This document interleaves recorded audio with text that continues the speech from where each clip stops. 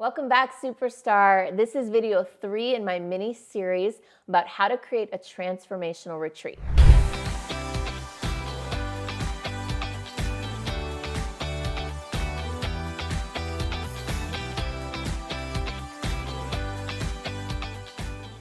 In this video, we're going to be talking about how to transform your space to facilitate growth. Let's go.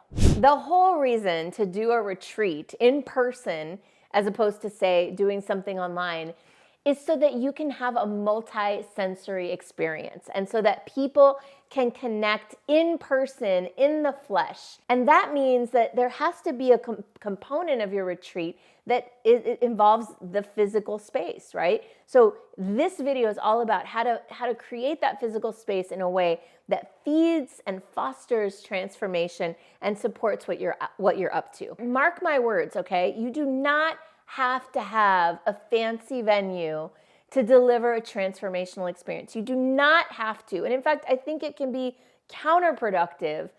Do not have to have a fancy hotel with a whole lot of activities or even a beach.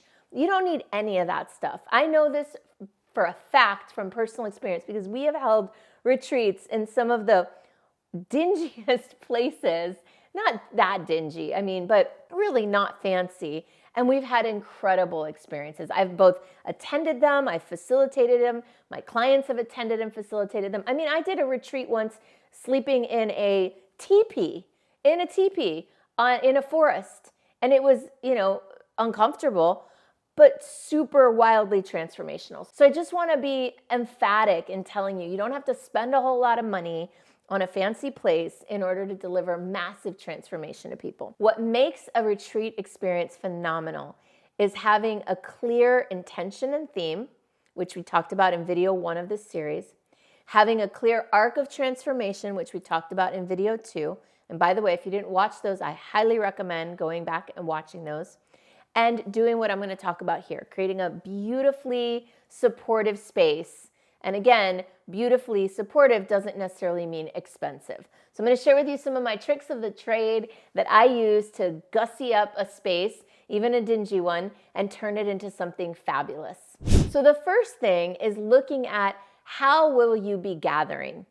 In all of my retreats, and maybe I'm guessing yours, there will be times where you all gather together as one big group. We gather in a circle. Now, that's actually, you might think, oh, of course you gather in a circle. Well, that's not the case. In the beginning, when I first did retreats, we did sort of like people just sat. Some people sat on the floor. Some people sat in chairs. They sat in a group in front of me. And that was all well and good, but over the course of the years, we evolved into a circle format. So I literally create with my team a circle, a perfect circle at every retreat. And we call it the circle, right? Which is kind of perfect because my program's called Influencer Circle. But we gather in a circle. And that's important because in a circle, everyone's equal, right? Everybody can see everybody. There's an energy that's created in a circle, and I highly recommend that format. Another thing is you'll want to think about the seating and the comfort level of the seating. When you're going to be sitting more than an hour or two a day, I highly recommend making sure that the seating is cushy and comfortable, kind of like this. Now, not every venue has a whole full circle full of seating like this.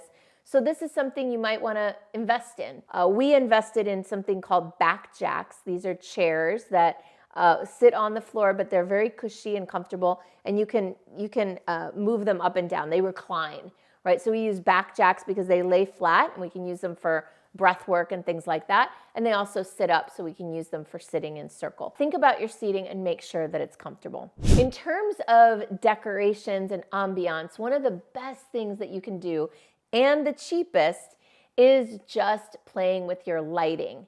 You can buy fairy lights on Amazon for nothing, and you can put fairy lights all over your room, and that immediately creates ambiance. Another thing we did was we invested in a little, I think it was $20 or $30 projector for the evening times, for night times. You can turn that on, and it'll put a constellation of lights on the ceiling, which looks really, really cool. You can hang lights everywhere. We put candles all around. I have a client who uses the electric candles. They flicker even like real candles. And she just, for her breath work, she puts them all over. She doesn't use real candles because people are flailing and moving around with the breath work and they might knock one over and that would be bad. So, and then another thing is just plain old sunlight. There is nothing like real natural light to uplift the mood. So I have a pretty strong preference for spaces where we have natural light, lots and lots of natural light, and we capitalize on that during the day. Obviously, we're looking also at all the senses, right? There's a multi-sensory experience. Creating space, part of it is about sound. Are you gonna have music? You might wanna check your space and make sure that there are no weird noises. We had a fan that was clicky, clicky, clicky, clicking, and we had to have it fixed so that it wouldn't drive people crazy and it wouldn't get too hot in the room. So really look at your space before everybody arrives. Make sure that the sound is conducive. You could get one of these little Bluetooth speakers, have a little very light music playing in the background, or use it when people are just entering and exiting the circle, but think about sound. Now, before I keep going, I do want to invite you to like this video, subscribe to my channel. I have hundreds of videos on how to lead profitable retreats, transformational retreats, group coaching programs, and I encourage you to go down the rabbit hole of some of my videos. Other things you might want to consider are having sound bowls or instruments, rain sticks, and things like that for times if you're doing meditations or if you're doing any sort of guided visualizations. Those are always really fun ways to integrate something live, something experiential and different. Another thing that I like to do is I have a stash now of inspirational signs that you can buy at Michael's, you can buy them at Target, you can buy them at Marshall's. These are just like, I don't know, $5, sometimes $10 or $20 at the most, self-standing signs or that you can put all around your retreat venue. And you can even get removable mounting tape that doesn't damage walls, and you can tack them up onto the walls all over. I find that it goes a long way towards creating an environment when everywhere people look, they're getting met by motivational messages or beautiful pictures or things like that. I also bring in flowers sometimes and plants. At my Superstar Business Breakthrough Retreats, we bring in little cacti, succulents that people can then take home with them sometimes, right? And gift bags. We also, for everybody who walks into the Superstar Business Breakthrough, we have a little gift bag with a water bottle and Sharpie pens and things that they might need for the experience. These are all just little touches. They don't cost a lot of money, but they go a long way toward making people feel welcomed and inspired when they're there. Some other things you might want to place around, this is something we do. We create a special table called the altar, and on the altar we'll place oracle cards and crystals and candles, real ones, and things like that. It's just a place where people can go and they can interact. They might pull an oracle card from the deck and read themselves the description. It's just a way of creating more engagement, more interaction with the space. And then one thing you'll want to think about is smells. I love incense, and I know that some people are sensitive to smells. So you want to be mindful not to overdo it. Some people have allergies and cough. I think it's nice to do a little bit of incense before people arrive so that it's lingering in the air rather than having it be done while people are present in the space. And then finally, food is a big part of creating space and creating the environment. Having an abundance of food.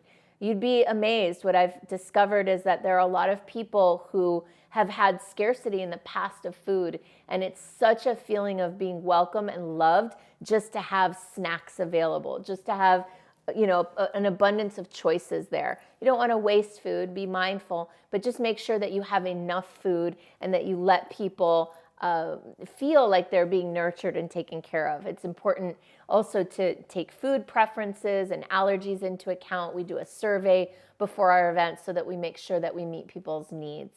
Well, I hope that this was helpful in giving you some ideas about how you can create sacred space, transformational space, and hold space for people as you take them on that arc of transformation journey. Now, if you are looking for support in growing your retreat, your coaching business, your group coaching mastermind programs, I'd love to help. You can find out more about what I do at superstarbusinessbreakthrough.com. And if you're curious about what it looks like to work with me, just book a call on that page.